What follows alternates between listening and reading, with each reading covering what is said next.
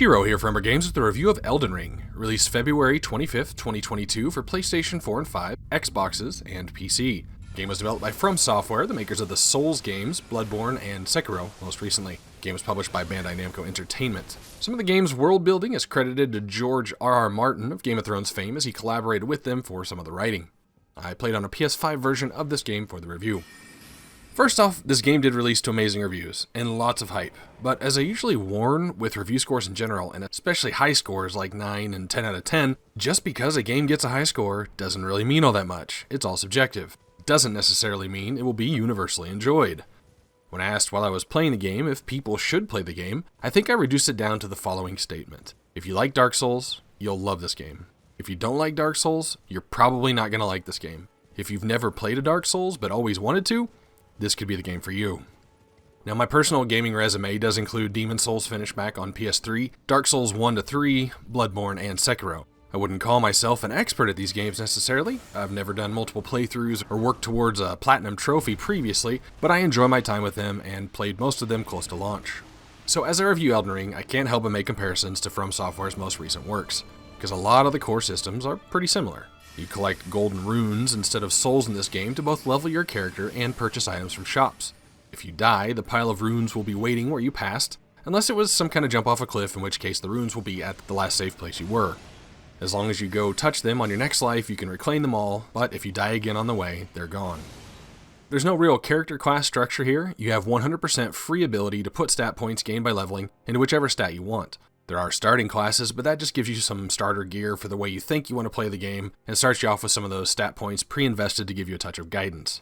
The game has paced combat like other Souls games, meaning every swing of your weapon, firing of a spell, sprint, and dodge roll will consume your green stamina bar. Blocking with a shield will drain that stamina fast, pouring extra into damage from your health bar.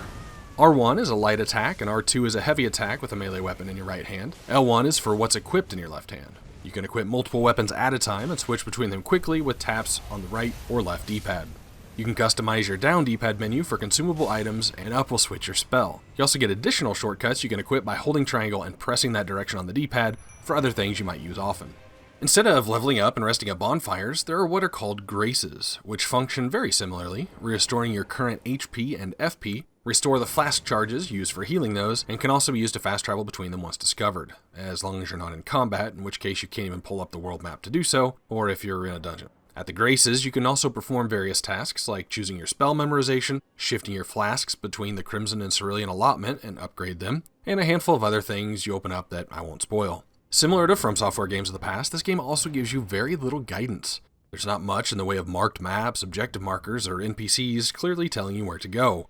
Now, to me, this is something I've always enjoyed about Dark Souls, because we get our handheld in games way too often these days. And games simply start to feel like find the next marker on the map, instead of learning the environment and just kind of exploring for yourself. Elden Ring does, however, have a giant world map, which is new, provides a little direction. Graces will have a sort of pointer coming off of them, but it doesn't go away whenever you do what you might think it wants you to. But it does provide a general direction and a few main quest instances. The game's multiplayer functions pretty similarly to their other games as well. When players want to help other people, they can lay down a golden co-op summon sign, say in front of a boss they've already beaten, and other players can summon them for assistance by touching it. The summoned player gets the rune rewards, but if they die, they don't lose anything, encouraging people to assist others. You can also invade player worlds and get invaded while playing online. Of course, you can choose offline and not mess with any of that. The messages also return for this installment, where players can leave good or wrong or stupid messages about what you're about to encounter. I honestly turn it off when I play. First of all, I enjoy the challenges of beating bosses on my own. Secondly, the message icons distract my eye from loot that's lying around. Finally, the game's difficulty. In my opinion, it pretty closely mirrors Dark Souls 3, which I found personally to be the kindest of all of From Software's games. And one thing about difficulty with their games, it's really just learning to play the game a little differently. You're not an indestructible space marine, you're a fragile being that just needs to go into a room with a shield up and always pay careful attention to your environment, as well as play on the defensive side of combat. So with all that said, how is Elden Ring different from previous games? Well, one of the biggest sales pitch remarks for it was the term open world. To me, that term is kind of a sliding scale. But if you want to take it at true face value, if you need a giant world map to truly consider a game open world, that's what you have here. There's really just a couple of bosses between where you start and where you finish the game if you wanted to try and take that at a low level. The game does give you warning right off the bat though. There's a boss that's right outside the starting area that you can try and fight if you want, but it's smarter to come back at a higher level. Most of the time you won't know if you're level appropriate as you do enter an area. As a general rule of thumb, if I walked in and it took more than 5 or 6 attacks to kill a base enemy, I'd make note of it and come back later. Oh yeah, you can jump. I mean, you sort of could in previous Dark Souls games by running and pressing in the stick all awkwardly, but now there's an actual jump button.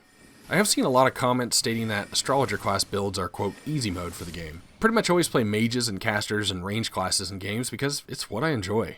Brute force melee gets pretty tired to me pretty quickly. So yes, I did roll Astrologer.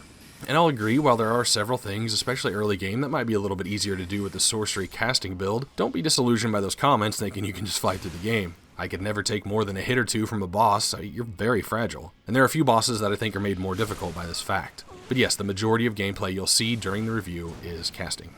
After about 5 hours into the game, I decided to look at the trophies and see if there was anything in there that would stop me from wanting to 100% it. It turns out they're all content-based, which is exactly the kind of game I like to platinum. The one that rewards you for just trying to do everything. Not replay it multiple times, not do crazy situational things, but just complete content. I really didn't want to play this game using a guide though, because I think it detracts from the experience, but I did check for missable trophies so I could do all of it in one run. The game has multiple endings, 3 of which there are trophies, and there's 1 weapon required for a legendary trophy that will disappear if not grabbed when you're there.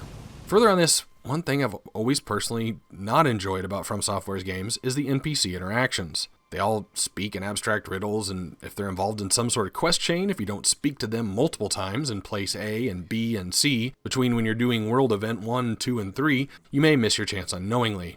With this shift to open world, I'd read some bits about while there's no presence of a quest journal, there are more traditional quests to be found here. I'd say this statement is about 50% true. There's 1 giant quest chain required for one of the endings, and I really have to guess that someone either had a strategy guide, or hacked the code, or had an in with the developers, because this quest line had so many obscure parts. I don't know how the community had it already pieced together within a week that I started playing. I mean, I know the Souls community is good, but damn. So I did use the guide for that chain. Now that said, I did talk to enough NPCs to decipher some clues to find a bunch of other quests, some of which I was able to finish, and 1 or 2 I looked up because by the end of the game, checking my personal notes had kind of stalled out. On one of those I checked all the steps of the quest, I'd done everything, but the next step didn't pop even when going down a checklist comparing to the guide and it said it should. So again, no quest log is fine, but the obscurity and unsureness of something actually triggering is a little frustrating. The only other 2 places I had to use a guide were boss trophies that the entrance to their areas were so secret I missed them entirely. So I used a guide just to find out how to get to the place. One of my close friends, who's more of an enthusiast to me, says I really shouldn't feel bad using a guide, that it always kind of takes a community to figure out the cryptic nature of From Software games. So there is that, but on the flip side, there were about 30 legendary items total that had to be gathered, split between 4 different trophies, and I found the other 29 that weren't missable all on my own, just through natural exploration. And that's how I approached this game. I just jumped off that starting cliff and went exploring. Pretty much ran the edge of every wall, looking for caves and catacombs, combing the world for treasure and bosses. And I think that's one thing that really sets this open world apart. I mean, there are things you're going to always keep an eye out for. The golden seeds to increase the number of health and magic flask charges you have in between grace visits, and sacred tears which increase the potency of said flasks. But other than that, I mean, you don't really know what you're going to find as a reward. A new piece of well-designed gear that could upgrade you, a new ability in the form of Ashes of War that can be applied to a weapon and used with L2, a new spell or incantation, of which there are so many in this game, a new set of ghost ashes that you can summon to be your companion, or a key item that you probably have no clue what you're going to do with it. One thing I always enjoyed about From Software games is the level design. The way you work through an area to unlock a door and it loops back to help you as a shortcut should you die. Areas were always so tight and just magically designed. And whether or not they were big, they always felt big.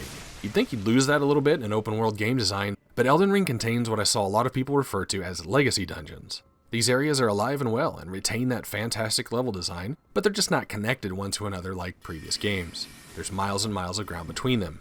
But there are also mini dungeons here. Catacombs always work a little more puzzle-like with hidden walls and secret passages and switches you have to find. Mines are sets of twisted multi-layer corridors.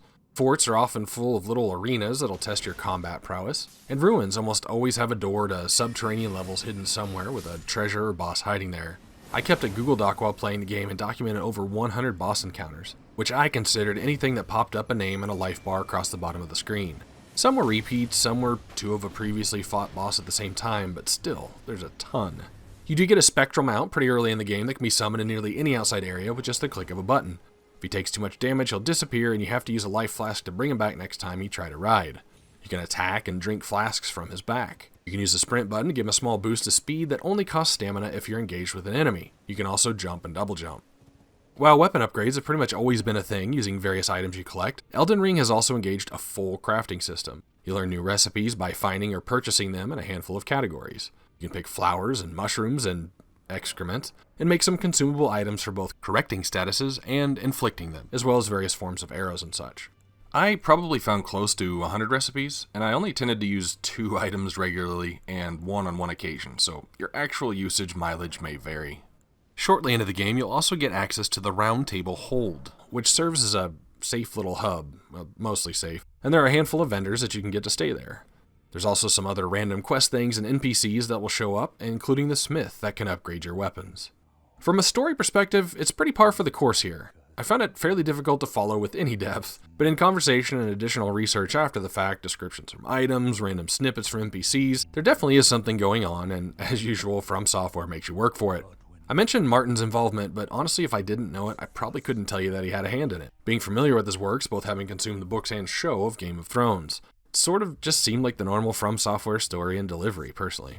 Environmentally, the game couldn't be more diverse. From the initial semi-peaceful looking grassland you start on, to a permanently stormy region, the lands torn by rot, the immense capital with its shining rooftop, to the various underground areas, floating islands, and treetops. The game is absolutely beautiful. I saw some people on Twitter using the telescope option to get a simulated photo mode because, man, a photo mode would have been fantastic here. I think I took close to 100 screenshots during my time, but considering the game doesn't even let you pause, there's really no surprise there.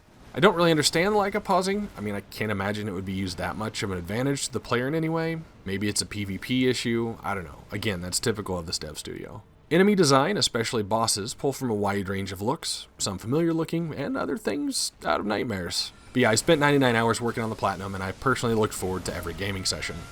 I had a couple of difficulty walls along the way, but also chose not to farm additional levels, and just gained what I did from exploration, ending the game at about level 165. I still have a few unresolved things in my notes that apparently weren't trophy-lated, but definitely have me a bit curious. Overall, there's a lot of From Software signature mechanics and features, a gigantic, beautifully crafted open world, some legacy dungeons with a quality level design, and surprises around every corner in the smaller ones. There's plenty of character build options, great enemy and boss design, crafting system, a spectral horse, the studio's trademark difficulty, even if it is a little towards the low end of the spectrum, and just a ton of content and challenges for you to face. With my only real negatives being some super obscure quest chains, a story that was a bit hard to follow alone, and some unreliable NPC popping. Rated as an action RPG, Elden Ring receives a 91 out of 100 on my 0 to 100 scale, where 50 is an average game. This is Jiro for Umbra Games. Thanks for watching.